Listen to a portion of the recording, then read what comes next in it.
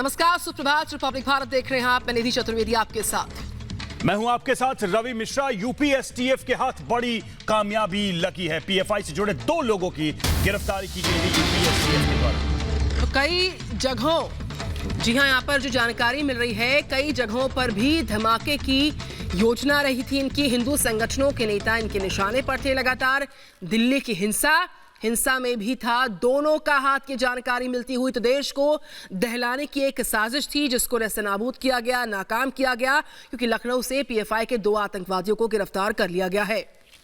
तो STF, UP police की STF wing ने इन दोनों को गिरफ्तार किया है। कई सारे नेता इनके निशाने पर थे। जानकारी पुलिस ने खुद प्रेस कॉन्फ्रेंस करके दी, लेकिन उसके पहले ही इनको गिरफ्तार कर लिया गया।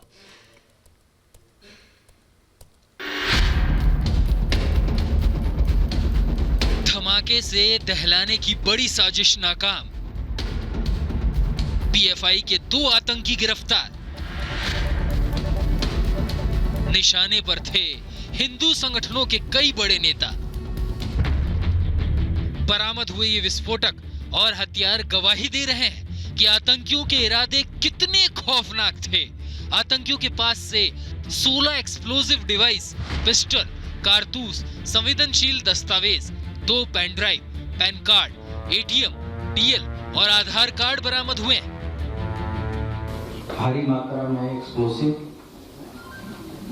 डेटोनेटर और वेपन तथा इसके साथ साथ कुछ बहुत ही महत्वपूर्ण और चौंका देने वाले दस्तावेज भी प्राप्त हुए हैं।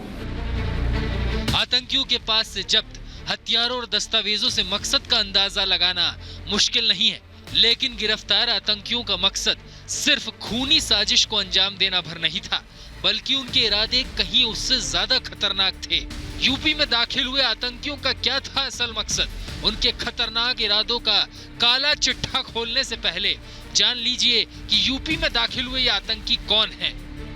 गिरफ्तार आतंकी अंसद बदरुद्दीन पीएफआई का कमांडर है, वहीं फिरोज खान असलहों का ट्रेनर है। पकड़े गए दोनों आतंकी केरल के रहने वाले हैं। बसंत पंचमी के दिन देश के अलग अलग हिस्सों में विस्फोट करने वाले पीएफआई संगठन के 2 मुख्य लोगों को यूपी एसटीएफ की टीम ने गिरफ्तार किया है। बताया जा रहा है कि पीएफआई का मेन जो कमांडर था बदरुद्दीन, साथ ही साथ एक और फिरोज, इन 2 लोगों को आज यूपी एसटीएफ ने लखनऊ से गिरफ्तार किया है। गिरफ्तार आतंकियों से फिलहाल पूछताछ जारी है, लेकिन इन आतंकियों से अब तक जो जानकारी हाथ लगी है उसने सरकार और प्रशासन की नींद उड़ा दी है। दरअसल इन आतंकियों का असल मकसद खूनी साजिश को अंजाम देने के साथ हिंदुस्तान में धार्मिक अशांति पैदा करना था। गिरफ्तार आतंकी बसंत पंचमी के मौके पर धमाका करना चाहते थे। हिंदू संगठनों के कई बड़े नेताओं को निशाना बनाना चाहते थे। बड़े नेताओं को निशाना बनाने के लिए युवकों की भर्ती करने का प्लान था। उत्तर प्रदेश के कई महत्वपूर्ण व संवेदनशील स्थानों तथा प्रमुख हिंदू संगठन के बड़े पदाधिकारियों पर एक साथ हमला करने की योजना बना रहे हैं। पुलिस को मिली खुफिया जानकारी के मुताबिक गिरफ्तार दोनों आतंकी 11 फरवरी को ही यूपी में दाखिल होने वाले थे, लेकिन उस दिन लखनऊ नहीं पहुंचे। बताया जा रहा है कि हिंदुस्तान में दहशत फैलाने के मकसद से पीएफआई पूरे देश में नेटवर्क फैलाना चाहता है, जिसके लिए युवकों का ब्रेन वॉश कर उसने अपने ग्रुप में शामिल करने की फिराक में है। इन दोनों आतंकियों को इसी मकसद से यूपी भेजा गया था।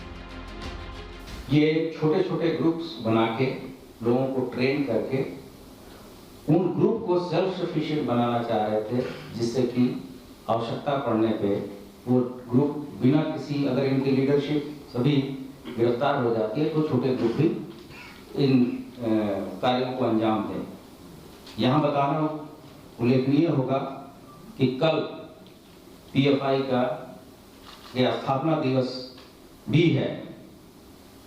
इसके लिए हम लोगों ने पूरा अलर्ट रख रखा है।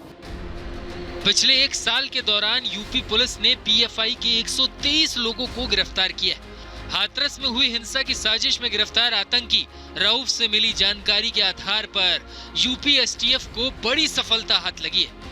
यूपी पुलिस गिरफ्तार दोनों आतंकियों को आज कोर्ट में पेश करेगी।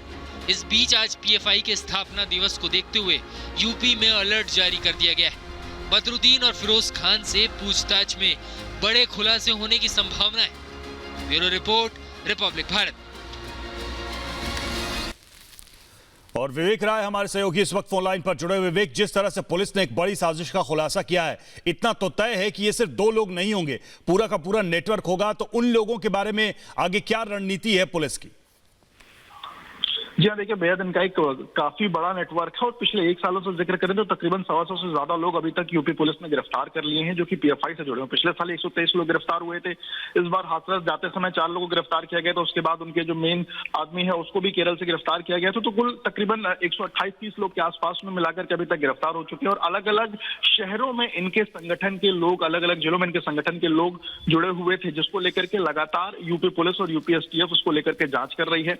इनके बारे में ये कहा जा रहा है कि ये 11 तारीख को लखनऊ आने वाले थे, लेकिन उसके बाद ये लखनऊ नहीं पहुंचे थे। पुलिस को उन्होंने चकमा दिया था उसके बाद से, लेकिन लगातार यूपी एसटीएफ की राडार पर ये सभी लोग थे और इनकी ये लगातार यूपी एसटीएफ इनको ट्रेस कर रही थी। और कल जब ये कुकराल, लखनऊ में जो कुकराल के आसपास का जो एरिया है वहां पर इनको ट्रैक किया गया, उसके बाद ही पुलिस ने इनको गिरफ्तार किया और उसके बाद पूछताछ में तमाम अलग अलग तरीके के खुलासे पुलिस को मिले हैं, जिसमें कई बड़े हिंदूवादी संगठनों के नेताओं के नाम सामने आए हैं। पुलिस हालांकि अभी एग्जैक्ट उन संगठनों के नाम का जिक्र करने में हिचकिचा रही है, लेकिन ये माना जा रहा है कि तमाम बड़े हिंदू संगठन के बड़े नेता इनके टारगेट पर थे। और बसंत पंचमी के आसपास के जो 8-10 दिन होते हैं उनमें जो तमाम आयोजन होते हैं उसमें इनका टारगेट था कि उन बड़े नेताओं को ये उनको मारने की इनकी कोशिश थी। इन सारी चीजों